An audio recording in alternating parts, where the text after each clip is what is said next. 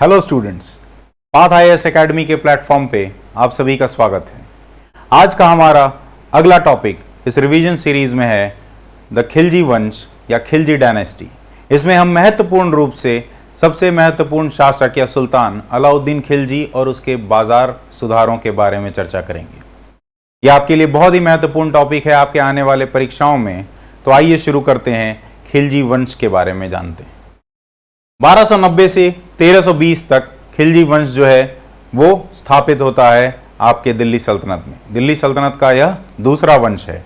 अगर हम dynastic succession की बात करें या इसमें विभिन्न राजाओं की बात करें तो सबसे पहले आपके संस्थापक जलालुद्दीन खिलजी जो 1290 से 1296 ईस्वी तक रहते हैं।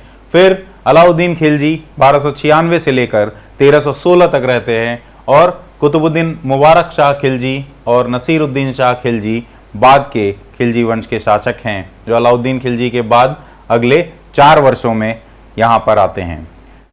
इसके बाद खिलजी वंश के बाद तुगलक वंश की स्थापना होती है और गियासुद्दीन तुगलक जो हैं वो आपके तुगलक वंश के शासक हैं, संस्थापक हैं, जिन्होंने खिलजी वंश को जो है दिल्ली सल्तनत से उखाड़ फेंका। तो आइए जानते हैं अलाउद्दीन खिलजी के बारे में, उसके क्षेत्र विस्तार और युद्धों के बारे में और उसके बाजार संबंधी सुधारों के बारे में। अलाउद्दीन खिलजी का कार्यकाल 1296 से 1316 तक है और अगर हम क्षेत्र विस्तार की बात करें तो इसे 3 चरणों में किया गया है। पहला चरण गुजरात, राजस्थान और मालवा का है। उसके बाद दूसरा चरण जो है वो महाराष्ट्र और डेक्कन का है और तीसरा चरण जो है वो डेक्कन के भी दक्षिण के भाग यानी कि दक्षिण भारत में जो है यहाँ पर हमें एक्सपेंशन देखने को मिलता है अलाउद्दीन खिलजी के समय में। तीसरे चरण में बंगाल जो है उसे भी अपने कंट्रोल में लाया गया है। अगर आप देखें इस मानचित्र पर तो ये अलाउद्दीन खिलजी के शासनकाल में क्षेत्र जो है दिल्ली सल्तनत का यहाँ तक फैला हुआ था। बंगाल, दक्षिण भारत, इन जगहों को जो है इसने अपने सल्तनत के अंदर नहीं रखा, इस पे सीधा प्रशासन स्थापित नहीं किया, लेकिन इन जगहों को हराने का काम जो है अलाउद्दीन खिलजी के समय में किया गया है। पश्चिम या पूर्वी भारत की बात करें तो सबसे पहले गुजरात 1299, रणथंबोर 1300 और चित्तौड़ 1303 में जो है अधीन किए गए, जिन पे सीधा प्रशासन स्थापित किया गया है दिल्ली सल्तनत का। दिल्ली सल्तनत का क्षेत्र विस्तार पश्चिम और मध्य भारत में सबसे शुरुआती दौर में किया गया है अलाउद्दीन खिलजी के समय। इसके बाद आगे बढ़ें और दक्कन की बात करें तो उसकी शुरुआत देवगिरी के राजा से की गई है और देवगिरी के राजा को पराजित करने के बाद इसकी बेटी से विवाह या वैवाहिक गठबंधन जो है स्थापित किया गया है और देवगिरी के राजा को सल्तनत के दरबार में, अलाउद्दीन खिलजी के दरबार में जो है जगह दी गई है। दक्कन के अभियान की अगुवाई जो है मलिक काफूर ने की थी, जो अलाउद्दीन खिलजी का सबसे पसंदीदा गुलाम हुआ करता था। मलिक काफूर के कमांड से प्रसन्न होकर उसे दक्कन में और दक्षिण भारत में अभियान को शुरुआत करने का और जारी रखने का जो है अनुमति अलाउद्दीन खिलजी ने दी थी। ये मलिक काफूर जो है इसे 1000 दिनारा नाम के नाम से भी जाना जाता है। 1000 दिनारा नाम से इसलिए इसे जाना जाता है क्योंकि इसे 1000 सोने के सिक्कों में खरीदा गया था गुजरात के गुलाम बाजार से। आगे बढ़ें और बात करें पेनिनसुलर इंडिया की तो इस समय सबसे पहला और सबसे महत्वपूर्ण उद्देश्य जो है वो क्षेत्र विस्तार नहीं है, वो धन अर्जन करना है। इन पे कभी भी सीधा शासन स्थापित नहीं किया गया।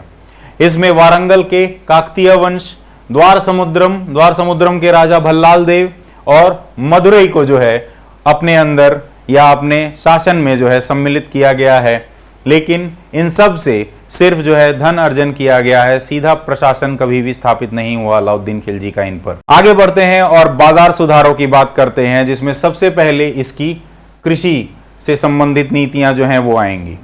इसमें आपको ये बात मैं याद दिला दूं कि ये सारी नीतियां जो हैं अलाउद्दीन खिलजी ने इसलिए अपनाई क्योंकि इसके पास एक बहुत बड़ी सेना थी। इतने सारे अभियानों के लिए बड़ी सेना लगती है और लार्ज स्टैंडिंग आर्मी जो है, हमेशा एक स्थायी सेना बरकरार रखने का काम अलाउद्दीन खिलजी ने किया था, जो मामलुक वंश में इक्तेदारों के पास हुआ करता था। जो जिम्मेदारी वो अलाउद्दीन खिलजी के समय में पूरी की पूरी स्थायी सेना जो है वो सुल्तान रखने का काम किया करता था और इसके कारण ये बहुत ही कम वेतन दे पाता था अपने सैनिकों को। तो मुख्य उद्देश्य जो है वो सेना की दृष्टि से जो कम वेतन दिया जा रहा है उसके कारण महंगाई कभी भी ना बढ़ने पाए, ये इसका मुख्य उद्देश्य था और इसके जितने भी सुधार हैं उनके कारण इसके शासनकाल में कभी भी कोई विद्रोह, बड़ा विद्रोह हमें देखने को नहीं मिलता है महंगाई के कारण। तो सबसे पहले इसने सर्वे और मेजरमेंट की शुरुआत की। सर्वेक्षण और मापन, किस चीज का? जमीन का, भूमि का मापन और सर्वेक्षण करने की शुरुआत की है सल्तनत काल में। इसने बिस्वा नाम की एक इकाई जो है उसकी भी शुरुआत की है, जो जमीन को नापने के लिए इसका इस्तेमाल किया जाता था। इसके अलावा राजस्व विभाग जो है उसको भी पुनर्गठित किया है और यहां पे एक नया अधिकारी नियुक्त किया गया है जो है आपका मुस्तक राज। मुस्तक राज के साथ साथ यहां पे आपको रेवेन्यू ऑफिशियल्स या राजस्व अधिकारी भी अपॉइंट किए जाते हैं अमील नाम के, जिनका काम है राजस्व इकट्ठा करना लोगों से। और इसके साथ साथ इसने सीधा संपर्क भी साधा अपने किसानों के साथ। इसके अलावा इसने जो अकाउंट्स है उनको भी पीरियोडिकली चेक किया है, समय समय पर इनको चेक किया है और ये काम सुल्तान खुद किया करता था। समय निकालकर इसने इन सब चीजों को लागू किया जा रहा है कि नहीं, जो सुधार ये लाया है उसका फायदा हो रहा है कि नहीं, इसको देखने के लिए ये खुद पर्सनली इन अकाउंट्स को चेक किया करता था। आगे बढ़े और बाजार से संबंधित सुधारों की बात करें, जिसमें इसने प्राइस कंट्रोल जो है, महंगाई पर जो है काबू पाने की कोशिश की है। उसमें 7 नियम दिए जाते हैं। इन 7 नियम के बारे में समझते हैं कि क्या है ये 7 नियम। सबसे पहले इसने सारी वस्तुओं की जो कीमत है उसे तय कर दी और इसको तय करने के बाद दिल्ली में 3 बाजार स्थापित किए गए हैं। एक कपड़ों का बाजार है, एक घोड़ों का बाजार है जिसमें आपको गुलाम और मवेशी भी मिलते हैं, और इसके साथ साथ एक अन्न का बाजार है। इन 3 बाजार में दिल्ली में हर तरह के सामान उस समय उपलब्ध हुए थे और इन सब की कीमतें जो हैं वो सुल्तान और उसके अधिकारी जो हैं तय किया करते थे। दूसरा नियम जो है, उसने शाहनाए मंडी नाम का एक अधिकारी जो है उसे नियुक्त किया है, जो कि पूरे बाजार पर जो है कंट्रोल बना के रखता था सुल्तान का। और इसके साथ साथ बरीद और मुनिया, ये 2 जो हैं आपके खुफिया विभाग से संबंधित अधिकारी हैं जो हर खबर दिया करते थे सुल्तान को। आगे बढ़ते हैं। तीसरा नियम जो है उसके अंतर्गत इसने अन्न भंडार जो है स्थापित किए हैं 2 जगहों पे, दिल्ली में और राजस्थान में। राजस्थान में छह या झै नाम की जगह है जहां पे इसको स्थापित किया गया है इस अन्न भंडार को। आगे बढ़े और चौथे नियम की बात करें तो चौथे नियम में इसने जो है जमाखोरी पर सख्ती से प्रतिबंध लगाया है। और सख्ती से कहने की बात इसलिए है क्योंकि आपको महंगाई कंट्रोल करनी है और महंगाई आप तभी कंट्रोल कर सकते हैं जब कोई जमाखोरी नहीं करता है। और जितने भी व्यापारी हैं, जितने भी ट्रांसपोर्टर हैं, ये लोग अगर जमाखोरी करते हैं तो इनके साथ साथ इनके परिवार को भी उसके लिए जिम्मेदार ठहराया जाता है और उन्हें भी सजा दी जाती है। 5वां नियम जो है उसमें इहतिकार। इहतिकार का अर्थ है किसी भी वस्तु को कम दाम पे खरीदना और ज्यादा दाम पे बेचना। ये इहतिकार जो है इसे भी पूर्ण रूप से प्रतिबंधित किया है। आप इस तरह का काम नहीं कर सकते, क्योंकि क्या है कि दिल्ली में अगर सामान सस्ता मिल रहा है तो आप दिल्ली से खरीदेंगे और उसे दूसरी जगह पर जाकर महंगे में बेच देंगे। इसको भी इसने बंद करवाया है, प्रतिबंधित करवाया है। अगले रेगुलेशन की बात करें तो इसने सख्ती से इस चीज को लागू किया है कि जो व्यापारी हैं, जो ट्रांसपोर्टर हैं, जिन्हें करनावियन कहा जाता था, इन लोगों को सीधे जहां फसल उगाई जाती है किसान के द्वारा, उस भूमि से सीधे आप इन व्यापारियों को, जो आपको सीधे दिल्ली पहुंचा देंगे, इस बाजार में पहुंचा देंगे, जो ये व्यापारी हैं, इस सामान को, खाद्यान्न को, उन्हें सीधे बेचना होगा। बहुत ही कम, जितना भी भू राजस्व होता था 50% भू राजस्व हुआ करता था इस समय में। 50% जो है वो सीधे आप फसल काटते ही आप सीधे जो है दे दिया करेंगे व्यापारी को, और वहां पे आपका प्रशासनिक अधिकारी भी खड़ा रहेगा और 50% ही किसान जो है अपने घर ले जा सकता है। इससे बाजार पे पकड़ बनाने का काम जो है अलाउद्दीन खिलजी ने किया, जिससे महंगाई कभी भी इसके समय में नहीं बढ़ी। और 7वां नियम जो है वो सुल्तान हर तरह की खबर जो हासिल करता था सारे सुधारों के बारे में 3 अलग अलग लोगों से। सबसे पहले है शाहनाए मंडी, उसके बाद खुफिया विभाग के अधिकारी हैं, और उसके बाद जो इसके खुफिया जासूस हुआ करते थे जो सीधे इसको रिपोर्ट करते थे, इन लोगों से, इन तीनों से ये रिपोर्ट मंगवाया करता था कि किस तरह से बाजार सुधार जो है वो काम कर रहा है। आगे बढ़े और अगर हम खाद्यान्न के मार्केट की बात करें, ग्रेन मार्केट की बात करें, तो यहां पे सारे जो मर्चेंट होते थे, जो व्यापारी होते थे, इनको रजिस्टर करना पड़ता था, इनको परमिट दिया जाता था कि ये सारे के सारे लाइसेंस लेके यहां पर व्यापार कर सकते हैं। इसके अलावा बंजारों को भी एम्प्लॉय किया गया था, किस चीज के लिए? ताकि ये खाद्यान्न जो है, ग्रेन्स जो हैं, वो दिल्ली तक पहुंचा सकें। इन सभी का सख्ती से इंप्लीमेंटेशन करवाया गया है और शाहनाए मंडी जो है वो इसके लिए जिम्मेदार होता था। इसके अलावा यहाँ पे रेशनिंग ऑफ ग्रेन्स या सीमित मात्रा में खाद्यान्न जो है किसी किसान को या परिवार को देने का काम भी आपातकाल की स्थिति में किया जाता था।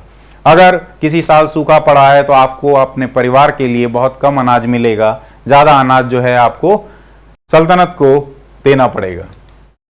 अगर हम कपड़े के मार्केट की बात करें तो यहां पे एक नया रेगुलेटर जो है उसको बनाया गया है, जो है आपका रईस परवाना। रईस परवाना जो है उसकी नियुक्ति अलाउद्दीन खिलजी के समय में की गई है और ये सारे जितने भी कपड़े के व्यापारी थे इन सबको एक संगठन के रूप में बनाया गया है। जैसे कि ग्रेन मर्चेंट्स जो हुआ करते थे उनका भी संगठन हुआ करता था और ये सारे संगठन की तरह काम करते थे और यहां भी इनको परमिट लिया जाना पड़ता था, सारों को अपना पंजीकरण करवाना पड़ता था रईस परवाना के साथ। और इसका उद्देश्य क्या है? जैसा कि मैंने आपको पहले ही बताया, प्राइस कंट्रोल जो है, महंगाई पर काबू रखना जो है इसका मुख्य उद्देश्य है। और अंतिम जो बाजार था वो आपका घोड़ों और स्लेव का बाजार था। इसमें भी उद्देश्य आपका प्राइस कंट्रोल है और यहां पे आपने एक ग्रेडिंग सिस्टम लागू किया गया है। ग्रेडिंग सिस्टम क्या है? 4 तरह के घोड़े हुआ करते थे, गुड, एवरेज, बैड और खच्चर या टट्टू जिसे कहते हैं, या म्यूल। 4 तरह के घोड़े हुआ करते थे जिनका अलग अलग काम था। जो अच्छे घोड़े हैं वो सिर्फ फौज के लिए इस्तेमाल किए जाएंगे या बड़े अधिकारी जो हैं, बड़े दरबारी जो हैं, उन्हें बेचे जाएंगे और उन्हें भी परमिट लेना पड़ता था। जो बड़े अधिकारी थे उन्हें परमिट लेना पड़ता था अगर उन्हें ज्यादा मात्रा में अपने इस्तेमाल के लिए घोड़ों को खरीदना है। हर घोड़े के व्यापारी को परमिट चाहिए होता था कि आप इस घोड़े को क्यों खरीद रहे हैं, कहां जाके बेचेंगे, ये बताया जाता था। एवरेज और बुरे घोड़े जो हैं उनका इस्तेमाल घरेलू इस्तेमाल किया जाता था और सामान को लाने ले जाने के लिए इस्तेमाल किया जाता था। तो क्वालिटी ऑफ हॉर्स जो है उसको तय किया गया था कि किस तरह के घोड़े का इस्तेमाल किस चीज में किया जाएगा। और गुलामों की स्थिति का अंदाज हम इस बात से लगा सकते हैं कि इन्हें मवेशियों और घोड़ों के बाजार में यानी जानवरों के बाजार में इन्हें बेचा जाता था। इससे हम गुलामों की स्थिति का अंदाज लगा सकते हैं।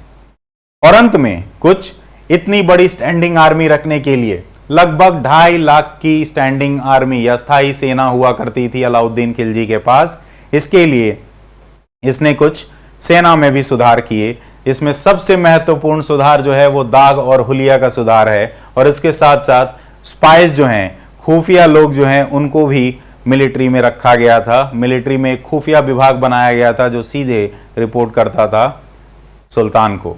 ये दाग और हुलिया की व्यवस्था क्या है? दाग जो है वो आपका संबंधित है घोड़े से और हुलिया जो है वो आपका संबंधित है सैनिक से। आपको याद होगा कि मामलुक सुल्तान में इक्ता व्यवस्था जो है शुरू की थी इल्तुतमिश ने। तो इक्ता व्यवस्था जो है उसमें आपको कुछ घोड़े और कुछ सैनिक जो है हमेशा सुल्तान के लिए तैयार रखने पड़ते थे, उनका रख रखाव करना पड़ता था, जिसके लिए आपको राजस्व से काट के वेतन दिया जाता था। तो दाग और हुलिया का जो व्यवस्था है इसमें क्या है, बेईमानी होनी शुरू हो गई थी इक्ता की व्यवस्था में, इक्ता प्रणाली में। जिस बेईमानी को ठीक करने के लिए दाग और हुलिया की व्यवस्था लाई गई थी अलाउद्दीन खिलजी के समय में, हर घोड़े पर एक ठप्पा लगाया जाता था और उससे घोड़े की पहचान होती थी कि इसकी गिनती हो चुकी है। नहीं तो 500 घोड़ों को बार बार घुमा के 5000 घोड़े बना दिए जाते थे इक्तेदारों के द्वारा। ठीक उसी तरह सैनिकों के लिए हुलिया डिस्क्रिप्टिव रोल जो है इसे कहते हैं, पूरे का पूरा विवरण लिखा जाता था हर सैनिक का कि उसका चेहरा कैसा है, नाक कान कैसा है, उसकी हाइट कितनी है, वो दिखता कैसा है। ये सारी चीजों को ब्यौरा जो है, इस हुलिया व्यवस्था को चेहरा व्यवस्था भी कहा जाता है या चेहरा प्रणाली भी कहा जाता है। तो ये थी अलाउद्दीन खिलजी और खिलजी वंश से संबंधित कुछ महत्वपूर्ण बातें। अगर आपको ये वीडियो पसंद आया तो लाइक, शेयर और सब्सक्राइब करें और हमारे साथ बने रहें इसी तरह के रिवीजन वीडियो के साथ। Thank you.